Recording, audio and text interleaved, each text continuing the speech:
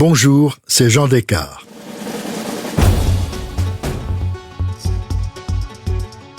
Aujourd'hui, je vous propose de découvrir une série d'été inédite, imaginée par ma consoeur Laure d'Autriche. Je suis sûr que vous allez aimer.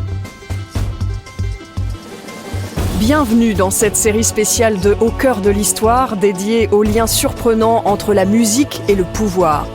Dans cet épisode, je vous emmène à Versailles, sous le règne de Louis XIV. Pendant près de 35 ans, le compositeur Jean-Baptiste Lully a tout fait pour se rendre indispensable auprès du roi, participant à faire de lui le roi Soleil. Lully espérait pouvoir régner en maître sur la musique plus longtemps encore, mais c'était sans compter son caractère.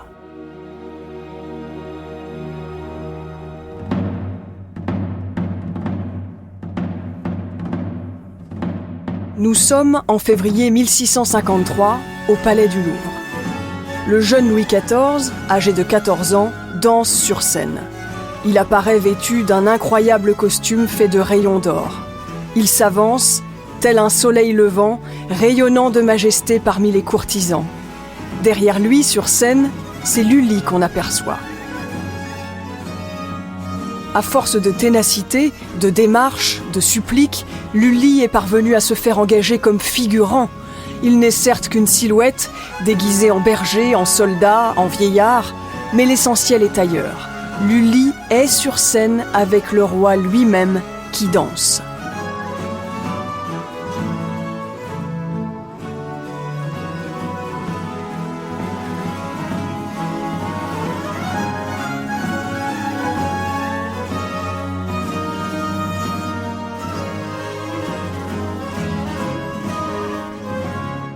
Sire, que diriez-vous d'Apollon ? C'est Lully qui a suggéré au roi d'apparaître en Apollon, dans ce costume doré. On ne sait comment il a pu parler à l'oreille du roi. Quoi qu'il en soit, le roi Soleil vient de naître, et c'est grâce à Lully. Le jeune homme vient de franchir la première marche de son ascension. Désormais, Louis XIV veut Lully à ses côtés comme partenaire attitré. Au bout de quelques semaines, le voilà nommé compositeur de la musique instrumentale du roi. Et dire que 5 ans plus tôt, Lully arrivait tout juste à Paris comme valet de chambre pour enseigner l'italien à la grande mademoiselle, la cousine de Louis XIV. Jean-Baptiste Lully est en train de gagner son pari, s'élever, sortir de l'anonymat de la valetaille. Lully, encore Lully, il y en a vraiment que pour lui. Mais cette victoire fait désormais des jaloux à la cour. En voilà un qui avance un peu trop vite, doivent penser certains. Lors des représentations musicales, Lully est toujours présent, tient même plusieurs rôles aux côtés de Louis XIV. Dans les journaux, on commence à saluer ses talents d'imitateur. Et voilà que maintenant le roi le consulte à propos de chaque danse, de chaque musique. Mais surtout, Lully va s'attacher à mettre en scène le roi Soleil. Très bien, sire, très bien. Et maintenant, on tourne lentement. Comme cela, monsieur Lully ? Parfaitement, et avec grâce, sa majesté. Pour cela, le ballet gagne en faste, en somptuosité, en noblesse. La faveur royale lui est désormais acquise. Mais le plus dur reste à faire. Jusqu'à son dernier souffle, il va tout faire pour la conserver. Le roi donne sa confiance à Lully, et en échange, Lully va lui donner sa vie. Ébloui par le jeune souverain, il ne cherche plus qu'à magnifier son règne sur scène. Sa musique a quelque chose de magique. Par un changement savoureux de tonalité, la figure royale semble surgir, lumineuse et puissante. Le jeune Italien est le premier à incarner en musique la monarchie française, à la fois noble et pesante.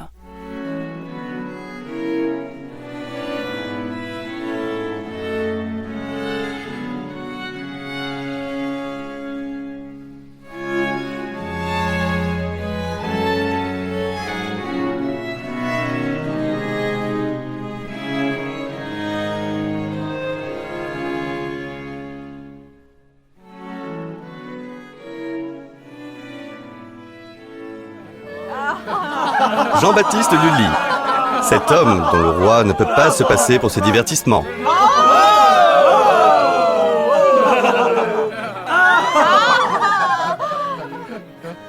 Le roi aurait tort de se priver d'un musicien qui, mieux que personne, valorise la monarchie. Encouragé par Colbert, Louis XIV nomme Lully surintendant de la musique en 1661. C'est désormais lui qui dirige la politique musicale en France. Lully impose sa loi. Plus une œuvre musicale ne peut être chantée sans sa permission, et tout théâtre employant plus de 2 musiciens doit désormais lui payer une redevance. Ceux qui subissent les foudres de Lully en général s'en souviennent. En effet, lorsqu'il n'est pas content de la façon dont jouent les musiciens qui sont à son service, Lully leur répond avec autorité, agressivité même, comme le raconte Mademoiselle de Montpensier dans ses mémoires. La patience, échappant à Lully, il tira de son brancard une des plus grosses branches qu'il put arracher et lui donne 5 ou 6 coups sur les oreilles. Et morbleu coquin, lui dit-il, ôte-toi d'ici, va-t'en avec ta broderie faire danser les servantes des cabarets, 6 cabarets il y a dans le pays, et ne viens point par tes contretemps me défigurer les meilleurs accords de ma symphonie. C'est pas possible. On raconte même que Lully est capable de casser un violon sur le dos de celui qui ne se conduit pas comme il le veut. Non.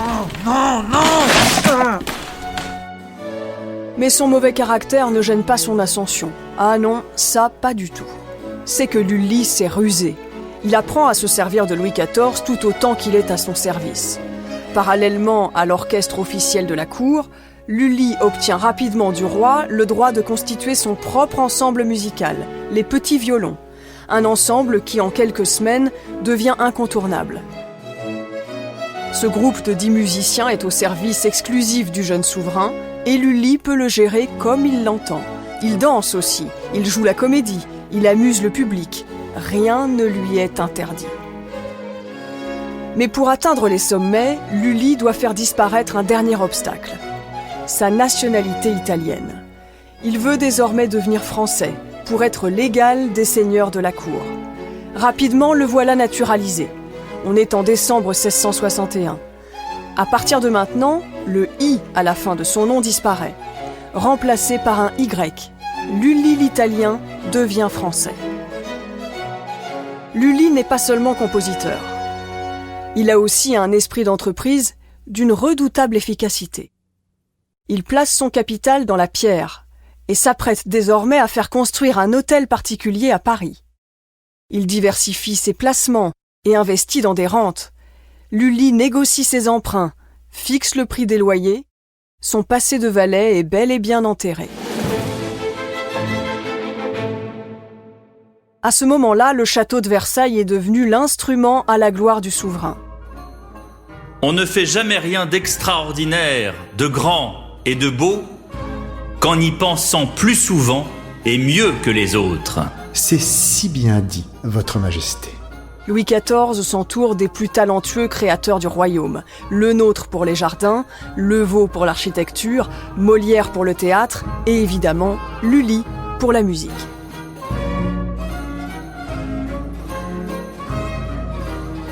Louis XIV aime Lully, et tout autant Molière. Pour une grande fête organisée au printemps 1664, le roi demande d'ailleurs aux 2 hommes de travailler ensemble pour inventer un spectacle où s'entremêleraient théâtre et musique. C'est une grande première pour nous deux, monsieur Molière. Oui, et il nous faut trouver un ton particulier, nouveau, que cela corresponde à la féerie et l'enchantement propice à la fête que désire Sa Majesté. Je n'aurai sans doute pas le temps d'écrire plus d'1 acte et demi en vers. Le reste sera en prose. Je vais devoir écrire une musique qui s'adapte parfaitement à votre texte, monsieur Molière. Et votre texte devra aussi correspondre à ma musique. Molière et Lully choisissent de développer une forme d'art qu'ils viennent de créer, la comédie-ballet. Personne ne sait alors vraiment de quoi il s'agit. L'œuvre qu'ils viennent d'écrire ensemble, La Princesse des Lides, est l'une des plus spectaculaires et novatrices du XVIIe siècle. Les scènes théâtrales sont entrecoupées de musique et de danse. Pour la première fois, la musique et la parole cohabitent. Sur les vers de Molière, Lully transforme sa façon de composer. Les phrases musicales sont plus fluides pour s'adapter aux paroles. Lully intègre des airs chantés au sein de l'action.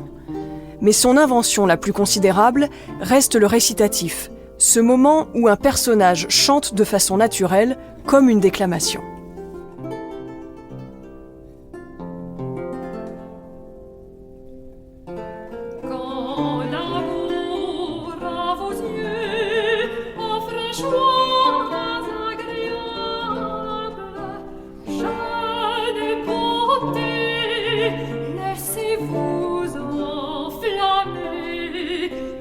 qui voudra affecter cet orgueil indomptable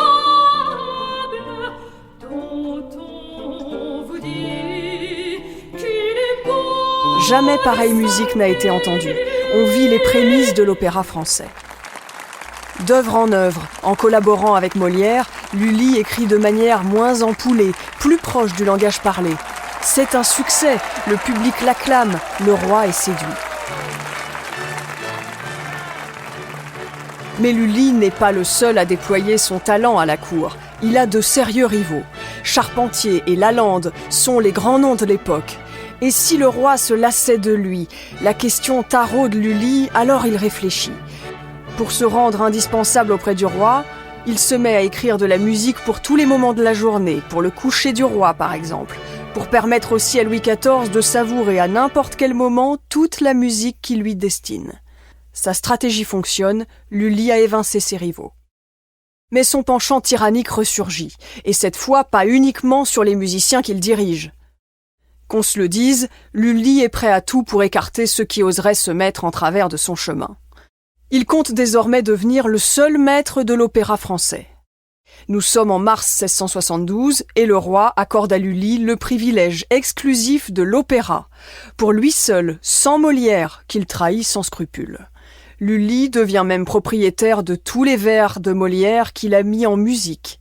Il poignarde dans le dos celui avec qui il a travaillé et dont il connaît évidemment tout le talent.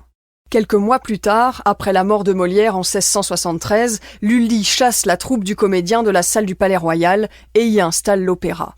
Partout dans le royaume, il est désormais interdit de faire représenter une œuvre lyrique sans sa permission. Voici l'acte signé par le roi qui accorde à Lully le privilège de l'opéra.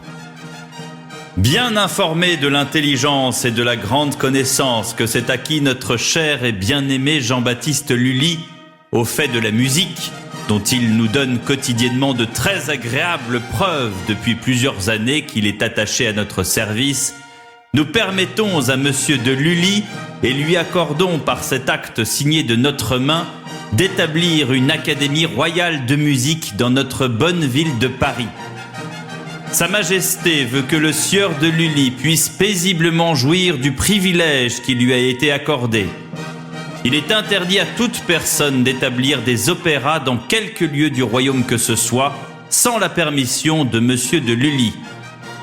Sa Majesté défend expressément à toutes les troupes de comédiens français et étrangers qui sont en ce moment en représentation à Paris de louer la salle et d'y représenter des spectacles sous quelque prétexte que ce soit. Lully a tout ce dont il avait rêvé. Et chaque détail est mis par écrit et signé de la main du roi. Pour parachever son œuvre, il reste à Lully à mettre en musique la figure guerrière du roi. Ainsi, il aura abordé tous les aspects du règne de Louis XIV.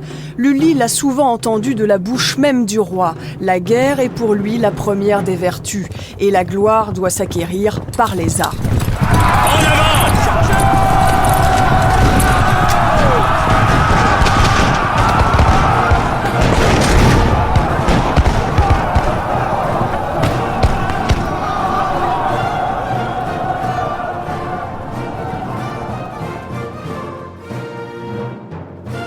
En cette année 1673, dans les Flandres, le roi passe près de 5 mois à la guerre, 166 jours exactement, et à cheval. Lully compose alors un opéra, Alceste. Sur un texte langoureux et une musique en mode mineur qui incite à l'attendrissement, on entend la nymphe se plaindre, attendant désespérément le retour du héros. Puis arrive une marche militaire, tambours et trompettes, et la gloire personnifiée qui descend de son nuage. C'est le portrait du roi qui apparaît à travers 5 dieux, Neptune, Mars, Apollon, Pluton, et pour finir, Hercule triomphant.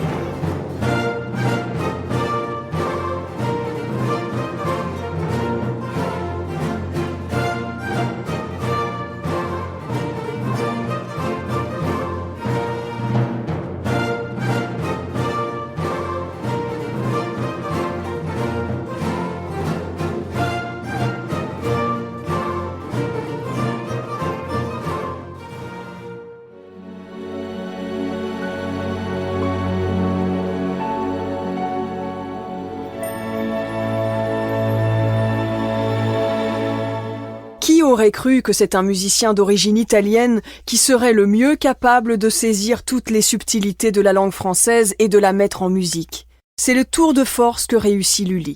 À l'époque, il écrit au moins un ballet par an et des opéras guerriers que le roi adore. À chaque fois, Lully entre dans l'imaginaire royal. Il fait en sorte que le roi s'identifie au héros, qu'il reconnaisse dans l'opéra qui se déroule devant lui son propre monde. Grâce à Lully, Louis XIV rayonne au-delà des frontières. Plusieurs pays veulent connaître celui qui plaît tant au roi Soleil. Ils demandent même à rencontrer Lully en personne pour profiter de sa science et de ses méthodes.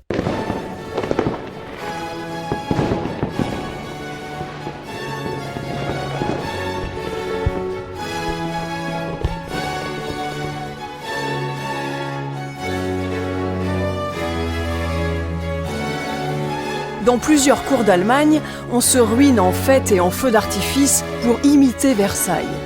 Et on tient à faire jouer la musique de Lully, notamment à l'occasion du mariage du prince de Brandebourg avec la princesse de Hanovre en 1684.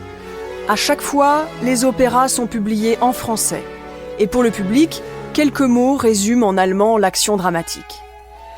Tous peuvent ainsi comprendre qu'on célèbre dans cette musique la gloire de Louis XIV. Voilà désormais près de 30 ans que Lully règne en maître.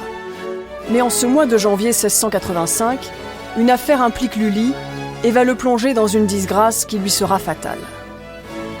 Lully entretient une relation avec l'un de ses pages, un garçon de 13 ans. À la cour, la rumeur se propage en quelques heures et l'histoire ne surprend personne. Les pratiques libertines et homosexuelles de Lully sont connues. Mais cette fois-ci, le roi refuse de passer cette histoire avec un si jeune garçon sous silence. Lully échappe à la prison, mais pas à la disgrâce.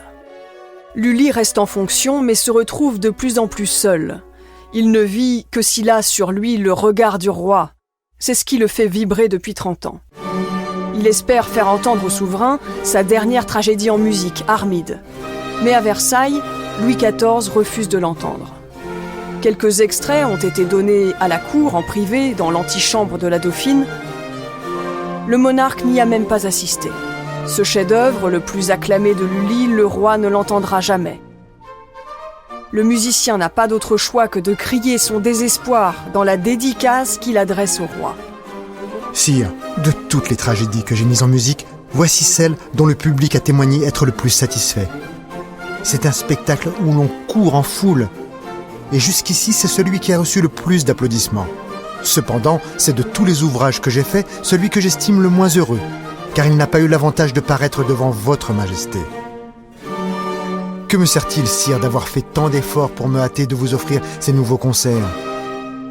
Votre majesté ne s'est pas trouvée en état de les entendre, et elle n'en a voulu prendre d'autre plaisir que celui de les faire servir au divertissement de ses peuples. Ce n'est qu'à vous, sire, que je veux consacrer toutes les productions de mon génie.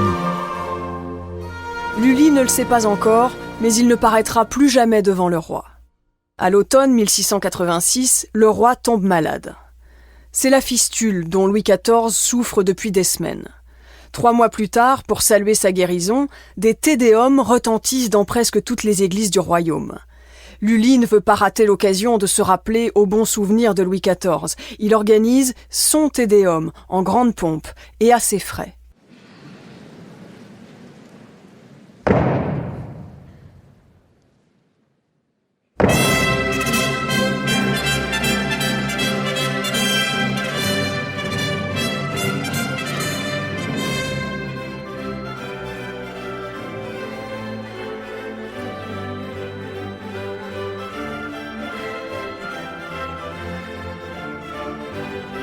L'audition de son Te Deum pour la santé du roi a lieu le 8 janvier 1687 dans l'église des Pères Feuillants, rue Saint-Honoré.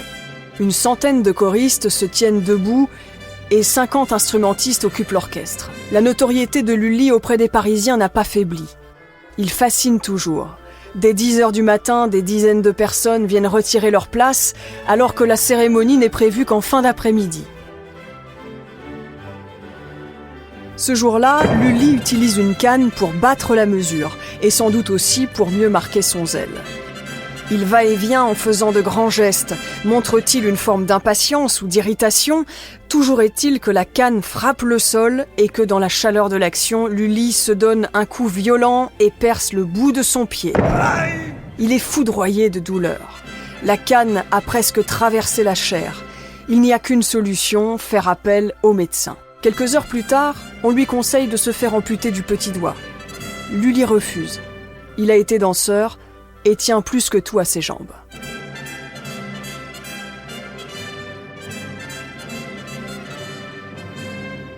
Malgré son Te Deum en l'honneur du roi, Lully est dépossédé de son théâtre au début de l'année 1687. Louis XIV exige même qu'il quitte le palais royal avec sa troupe. Au fil des semaines, la gangrène remonte le long de sa jambe. On lui demande d'accepter une amputation du pied, puis de la jambe entière.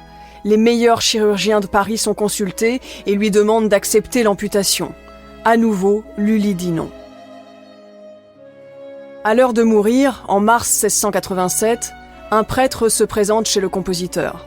Il explique à Lully qu'il ne lui donnera les derniers sacrements que s'il fait amende honorable de sa vie scandaleuse. Lully promet d'abandonner l'opéra et de ne plus s'évertuer qu'à prier Dieu. Lully meurt dans sa propriété de campagne à l'âge de 55 ans. 3 semaines plus tard, les conseillers du roi organisent une cérémonie pour honorer sa mémoire. Louis XIV n'assiste ni à l'enterrement ni à la cérémonie. Lully meurt sans avoir retrouvé les faveurs du roi et sans même avoir revu le souverain. Mais une amitié de 30 ans avec le roi de France laisse des traces dans l'histoire. La légende raconte que c'est la musique de Lully que se rappelle Louis XIV à l'âge de 76 ans. Au crépuscule de sa vie, le roi aurait fredonné de mémoire un air du Ballet des Plaisirs, un menuet de Lully sur lequel il a dansé 60 ans plus tôt.